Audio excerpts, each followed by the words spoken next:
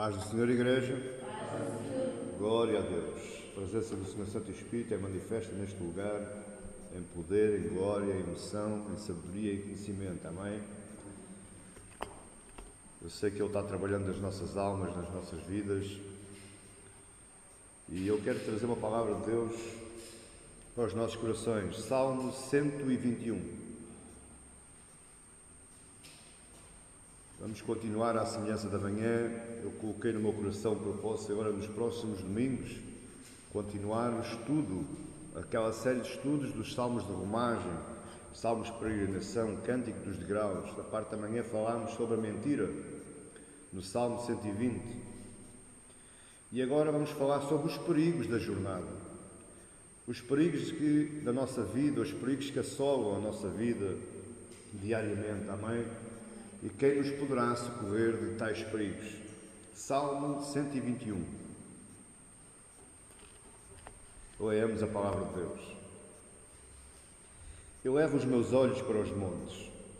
De onde me virá o socorro? O meu socorro vem do Senhor, que fez o céu e a terra. Não deixará vacilar o teu pé, aquele que te guarda não te esquenejará. Eis que não te esquenejará, nem dormirá o guarda de Israel. O Senhor é quem te guarda, o Senhor é a tua sombra à tua direita. O sol não te mostrará de dia, nem a lua de noite. O Senhor te guardará de todo o mal, Ele guardará a tua alma. O Senhor guardará a tua entrada e a tua saída, desde agora e para sempre. Pai Santo, a tua santa palavra está aberta nas nossas mãos. Ó Deus, abre-nos agora o nosso coração, Senhor. Liberta, Senhor, o nosso espírito. Liberta, Senhor, a nossa mente. Leva cativo todos os nossos pensamentos. Tudo aquilo que nos preocupa, Senhor, que nos impede de ouvirmos e assimilarmos a tua palavra. Utiliza-me nesta hora como o teu mensageiro, o transportador da tua mensagem, Senhor. Sabendo que dessa forma, Deus, a palavra que vem do alto sendo transportada diretamente aos nossos corações, nós não seremos mais os mesmos. Ninguém sairá daqui como entrou, nem estes, Senhor, que estão agora começando a assistir a este vídeo. Mesmo à distância, Tu te farás presente em poder e em glória nas suas vidas. Eu oro acreditando que assim seja, Senhor, para a Tua honra e para a Tua glória. E todo o povo diz comigo, amém. Glória a Deus. Este é o segundo salmo de romagem. Na sua Bíblia dizia cântico dos degraus, ou salmos de peregrinação, são todos iguais. São um conjunto de 15 salmos que foram introduzidos no cânon bíblico e que eram utilizados, eram entoados a quando da peregrinação do povo de Israel, quando ele saía de toda a Judeia, de toda a Galileia, subindo a Jerusalém pelo menos 3 vezes por ano, para as 3 festas obrigatórias: festa de Pentecostes, festa da Páscoa, Tabernáculos e Pentecostes. Este é o segundo salmo. Estes salmos, o tema central destes salmos, eles tratam com a nossa alma, eles tratam com a nossa vida, com os nossos sentimentos, com as nossas angústias, com os nossos anseios. Todos estes 15 salmos, eles vão falar de alegria, tristeza, de ódio, de mágoa, de louvor, de adoração, ou seja, tudo aquilo que você sente no seu dia-a-dia, estes 15 salmos tratam. Amém? Da parte da manhã falámos da perseguição da mentira, o que é que ela pode fazer e faz às nossas vidas, e eu hoje quero falar nos perigos do caminho, os perigos da jornada. Nós hoje não subimos mais a Jerusalém 3 vezes por ano, nós hoje não temos mais festas obrigatórias, mas continuamos a ser peregrinos numa terra alheia, numa terra que não é nossa, numa pátria que não tem nada a ver connosco, mas precisamos caminhar porque estamos na caminhada da vida, a caminhada que Deus preparou para nós, esta passagem a que nós chamamos vida. Até aqui você está a me entender? Nós somos peregrinos, enfrentando os mesmos perigos, ou quiçá um pouco mais ainda, ou menos, dependendo da situação. Porque aquele povo enfrentava vários perigos à medida que eles iam peregrinando, eles saíam de todos os pontos de Israel, tanto da Judeia como da Galileia. Eles atravessavam desertos, eles atravessavam montanhas para chegar até Jerusalém. Demorava dias e noites. Eles atravessavam os perigos de dia, os salteadores, os animais, o sol abrasador. Atravessavam os perigos noturnos, as feras, os animais de rapina, os salteadores também, e o frio intenso. E além disso tudo, eles tinham ainda o caminho. Amém? Então eles auxiliavam-se destes cânticos para alimentar as suas almas, para confiar em Deus, para suportar aquela jornada. Não se fala muito sobre este salmo, não se sabe muito o contexto deste salmo, mas este salmo nos lembra e nos exorta que devemos buscar a Deus incessantemente em todas as horas da nossa vida. Amém? Por muito que nós pensemos que podemos, que sabemos, que somos capazes, que somos inteligentes, que somos afoitos, tudo isso nos leva a um pensamento. Se não for Deus, nós não fazemos nada. Nada é produtivo das nossas mãos se não for Deus. Amém? Nas horas das nossas maiores aflições, muitos de nós temos a queda de nos refugiarmos em alguém. Isso é um erro. O único socorro para a sua vida e para a sua alma vem do Senhor. E este Senhor que se fala aqui neste salmo, você há de reparar que está sempre, a palavra Senhor está sempre em letra maiúscula. Este é o Senhor Yahvé, o Deus poderoso, aquele que criou, diz o salmista, o céu e a terra. Amém? Só desse é que virá o socorro.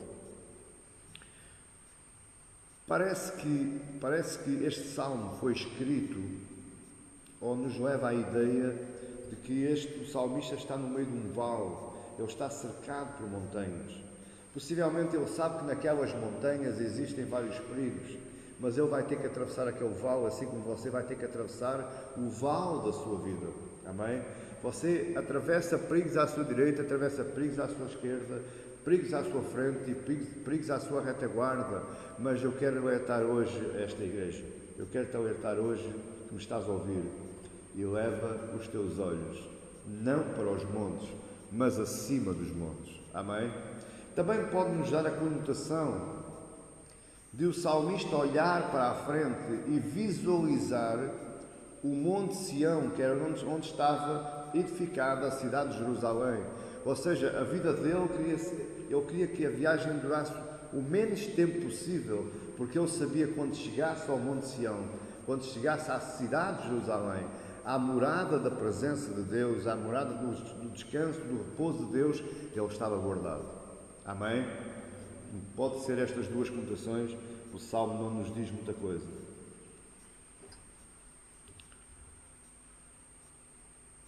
Ele faz uma pergunta e parece que ele responde para ele próprio, ele está pregando para ele próprio, ou então alguém, ele faz a pergunta e leva os meus olhos para os montes de onde vem o socorro, e depois alguém vai lhe responder a essa pergunta: de onde é que vem o socorro? O meu socorro vem do Senhor, que fez o céu e a terra. O meu socorro vem do Yahvé, o Deus Criador, o Deus Todo-Poderoso. O nosso socorro, meus amados irmãos, procede somente de Deus. É certo que Deus nos capacita, é certo que Deus nos dá condições, é certo que Deus nos concedeu inteligência, é certo que Deus nos concedeu uma mente para podermos pensar, para podermos trabalhar, para sermos autónomos. Somos diferentes de todos os outros animais. Mas eu quero dizer, não confies demasiado no teu poderio. Não confies demasiado naquilo que podes e sabes fazer. Porque são falíveis.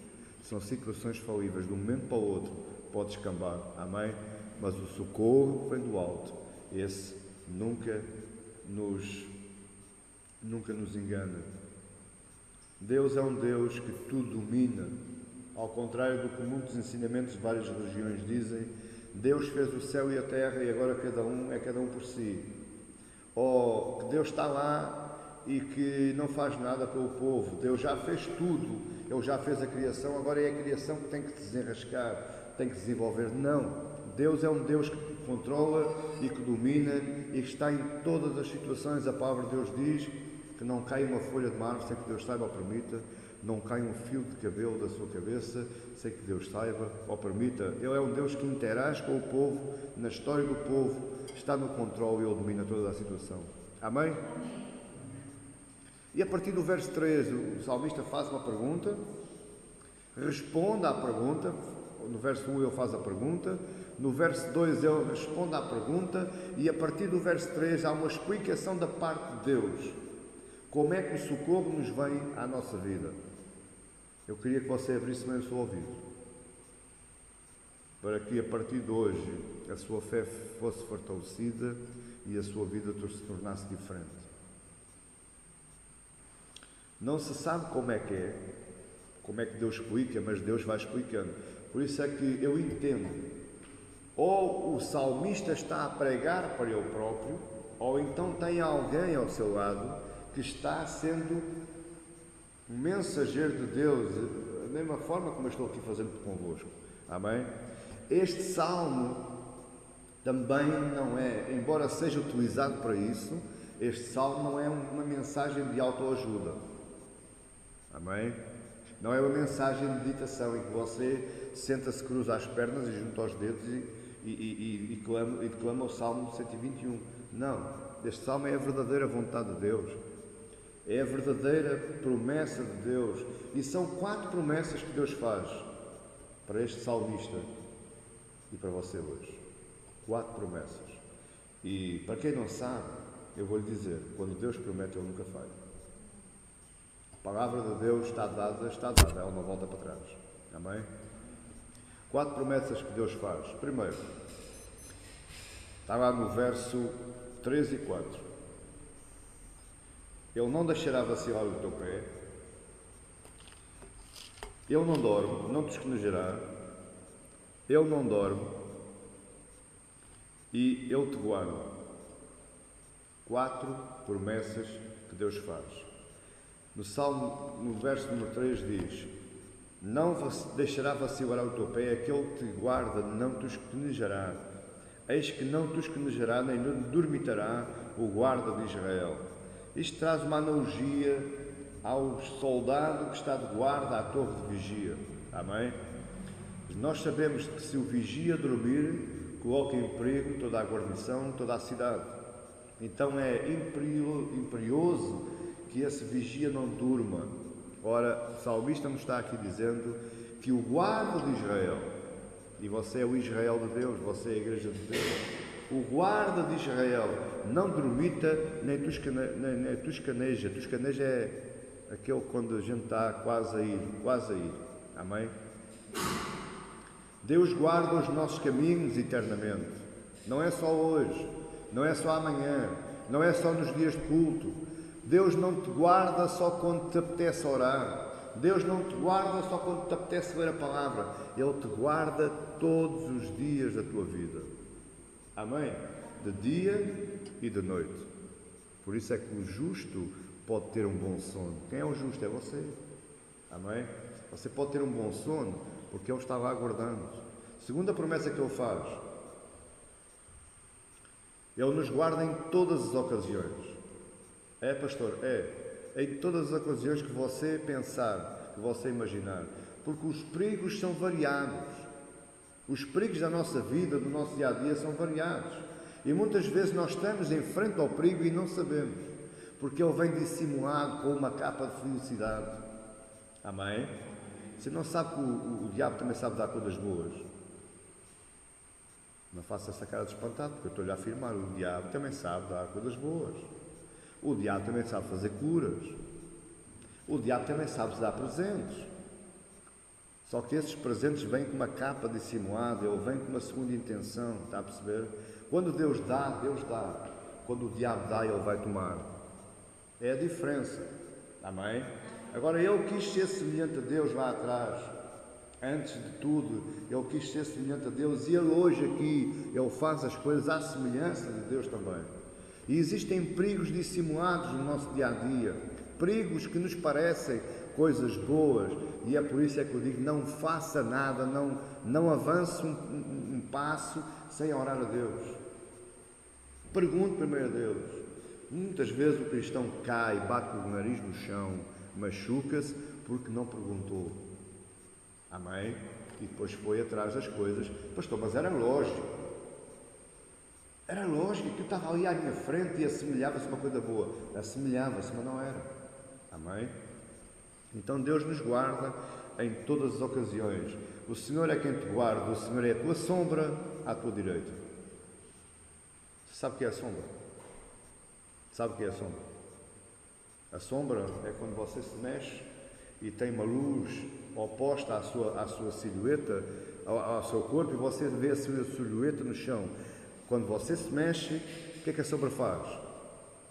Mexe também, não é? A sombra não fica lá e você vai embora, não. Quando você se mexe, a sombra vai. Assim é o guarda de Israel. Ele é a tua sombra à tua direita. Onde tu fores, ele está lá. Eu lembro da história daquele homem que estava desalmado da vida dele e foi para a praia, foi caminhar na areia do mar e ia caminhando, ia chorando, ia orando, ia dizendo: Deus, onde é que estás tu, ó Deus? Onde é que está o Deus que eu adoro? Onde é que está o Deus que eu louvo? E deixas-me sozinho, abandonado, tenho que... não sei o que é de fazer mais. E eis que uma voz lhe disse assim: tu não estás sozinho, tu não estás abandonado, eu tenho estado sempre ao teu lado, mesmo agora eu estou ao teu lado. E o homem olha para baixo e só vê as pegadas dele e diz: Deus, tu estás-me a enganar, como é que posso estar ao teu lado se só vejo as minhas pegadas?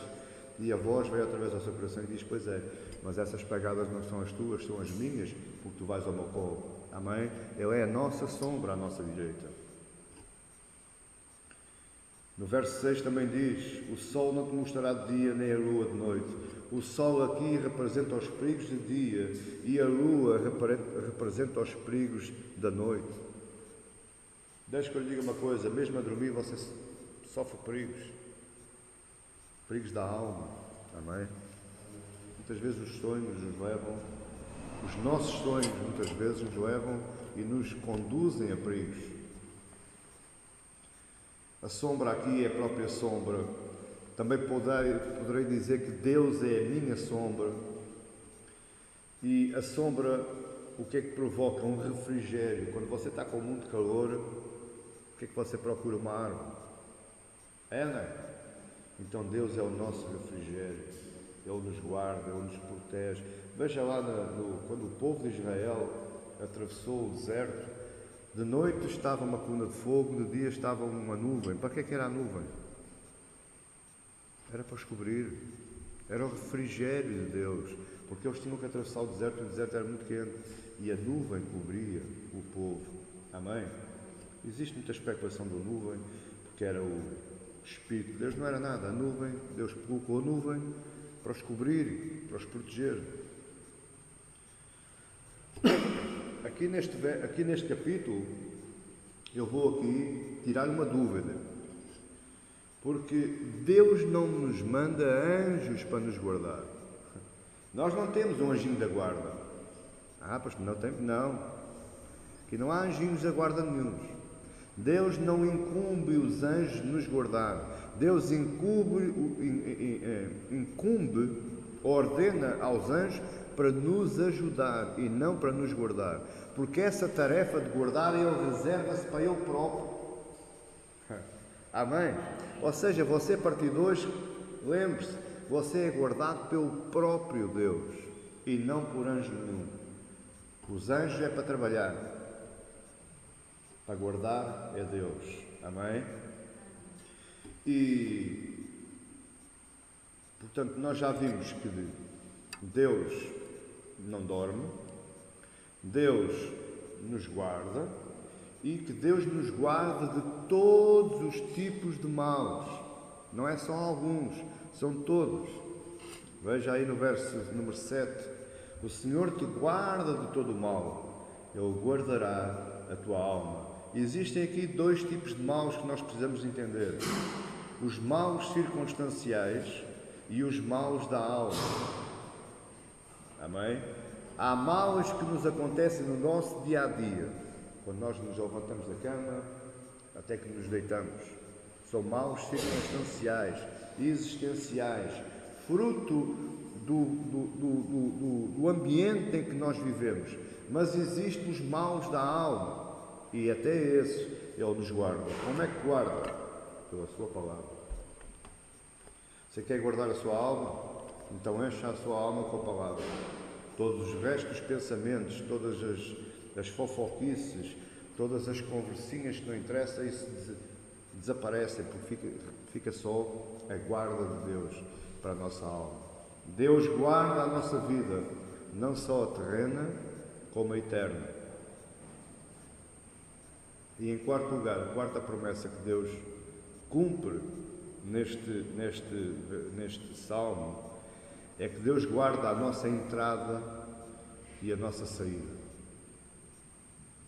Pastor, o que é isso? Ele vai ficar lá à entrada da porta? Ele vai ficar fora da porta? Vai ficar dentro da porta? O que é isso, guardar a entrada e guardar a saída? Então vamos perceber qual é o contexto que o salmista utilizou.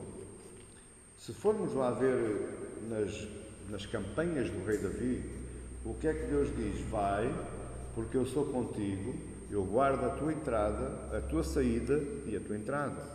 Em Josué ele vai falar da mesma forma. Vai, porque eu sou contigo, eu guardarei a tua saída e a tua entrada. O que é isto? A saída é quando eles saíam para a guerra, quando eles iam em campanha da guerra. Deus os guardava, Deus estava com eles até chegarem e, feito o serviço, Ele os acompanhava novamente de regresso. O que é que isto tem a ver connosco hoje?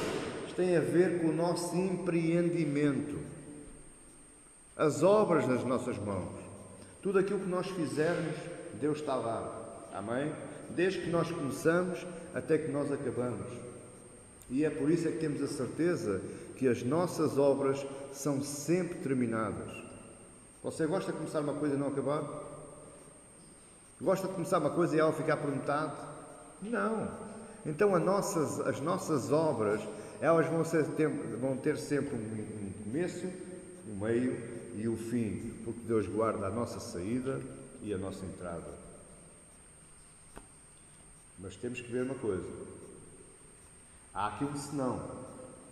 Porque muitos acham, pregam, ensinam, proclamam, instroem o povo que Deus é obrigado a nos guardar.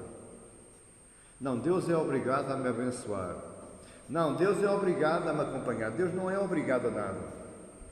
Deus só faz porque Ele quer, quando quer e quem Ele quer e às horas que Ele quer. Porquê é que Ele faz isso? Para o louvor da sua glória. Para seu bem prazer. Ele não é obrigado a fazer nada. Ele só se obriga a Ele próprio a fazer. Sabe como? Através da aliança firmada com a Israel. Existem dois tipos de aliança. Existe a aliança do Antigo Testamento e existe a aliança do Novo Testamento. Amém? Ele é o guarda de Israel. Mas se Ele só nos guarda, Ele só guarda o coração que o busca. Amém? Você quer a guarda de Deus? Então busque. Você quer a bênção de Deus? Então busque. Lá em Isaías diz, buscai ao Senhor enquanto o achareis. Amém? Para você ter, usufruir da guarda de Deus, da bênção de Deus, do benemérito, da graça e da misericórdia de Deus, você vai ter que o ir buscar. Pastor, pensei que era mais fácil. Não é. Deus tem uma aliança eterna com Israel. E a igreja hoje é o Israel de Deus. A igreja hoje tem uma aliança firmada com Deus. Como? Através do sangue de Cristo naquela cruz. A nova e eterna aliança. Não mais aliança de obra humana, porque antigamente a circuncisão era o sinal da aliança. Hoje não há mais circuncisão. Hoje é como eu li da parte da manhã, circuncisão no coração, no espírito. A aliança que temos com Deus está aqui, no espírito. Não é visível, não é palpável, por isso é que ela é eterna. Amém? Só por isso, porque é firmada no espírito. Estas promessas também são seguras por causa do pacto feito por Deus com a igreja. Se lembra-se quando Jesus disse lá a Pedro: Tu és Pedro, e sobre esta pedra edificarei a minha igreja, e te entregarei as chaves do reino dos céus, e as portas do inferno não prevalecerão contra a igreja. Sabe porque que Cristo falou assim? Por causa da aliança que iria ser firmada entre Deus e a igreja. Não é nenhum homem, não é nenhum pastor, não é nenhuma denominação, é a igreja no seu todo, é o corpo de Cristo, é o povo adquirido pelo sangue de Cristo naquela cruz. Quem me está a entender, diga amém. Quero fechar esta mensagem, pequenina, curtíssima, porém eu estou convencido que fará uma grande diferença na nossa vida. Se nós nos lembrarmos que a nossa vida aqui nesta terra é exatamente igual a você estar caminhando no meio de montes. Eu sei que ninguém gosta de caminhar no meio de montes, ninguém gosta de caminhar nos vales, todos nós gostamos de caminhar na crista da onda, na crista das montanhas, onde nós conseguimos vislumbrar tudo e somos vislumbrados por todos. Mas Deus te chama hoje para caminhar no meio dos montes. Amém? Quando nós caminhamos no meio do monte, nós sabemos as nossas limitações. E deixe que eu lhe diga uma coisa como amigo, como irmão e como pastor: você é extremamente limitado.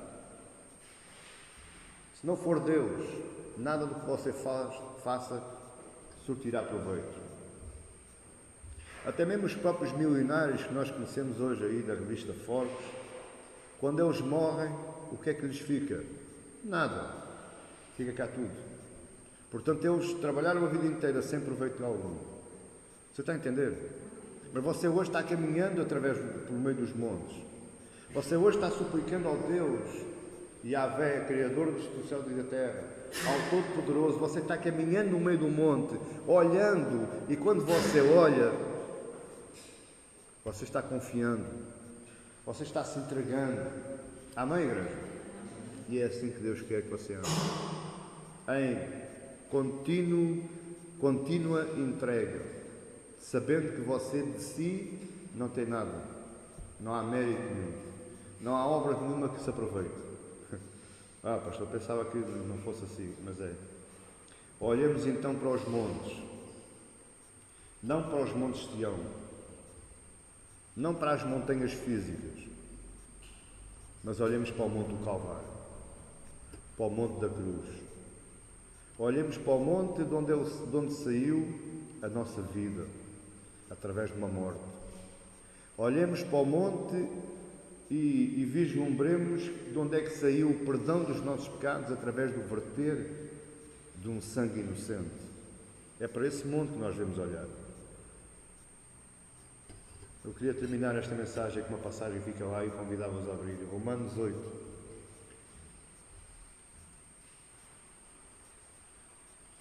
Romanos 8, capítulo 35, capítulo 8, verso 35.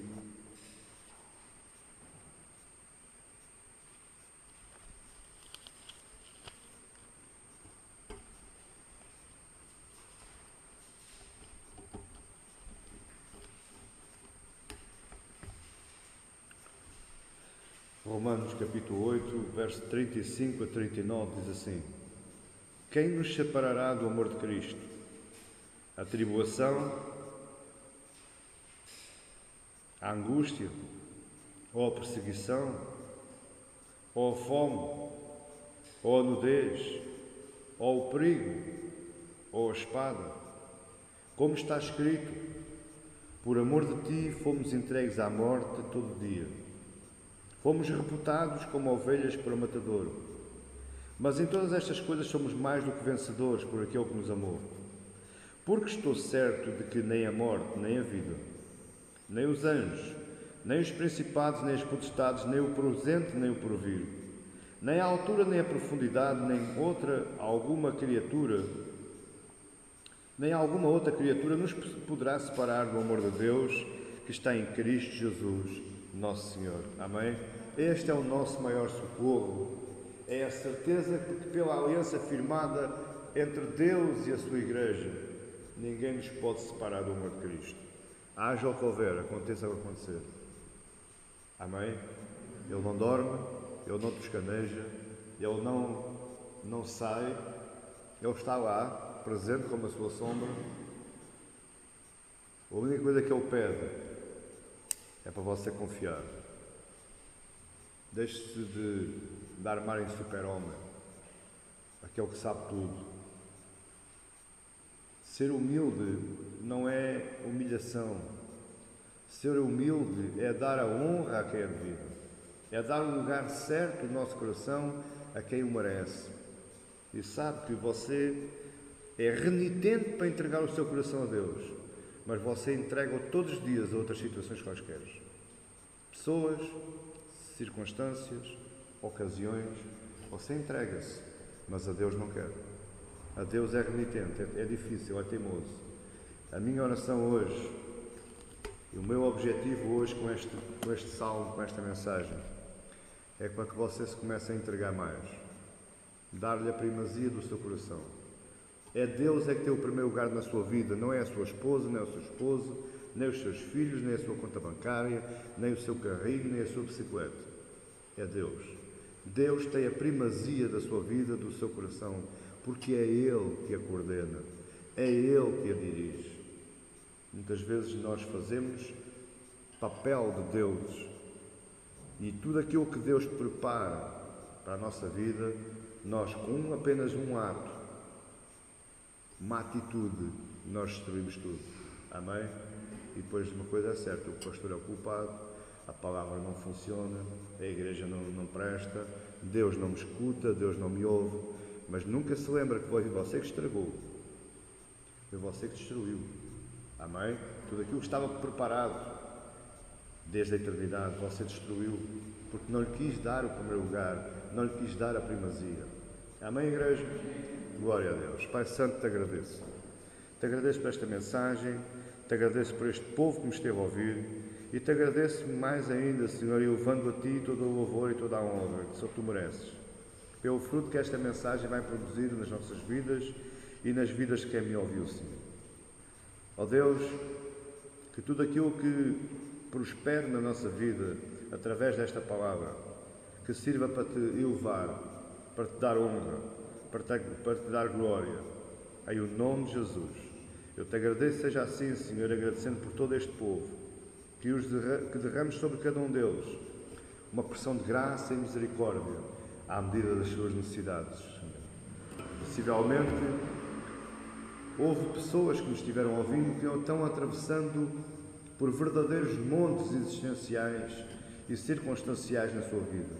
Senhor, montes que lhes apertam as suas almas. Mas o nosso socorro vem de Ti, porque Tu és aquele que nos guarda, és aquele que não dorme, és aquele que tens tudo preparado e nos abençoas as nossas saídas e as nossas entradas. Graças Te dou, ó Deus, para a Tua honra e para a Tua glória, em nome do Teu Filho amado Jesus. Amém. Glória a Deus.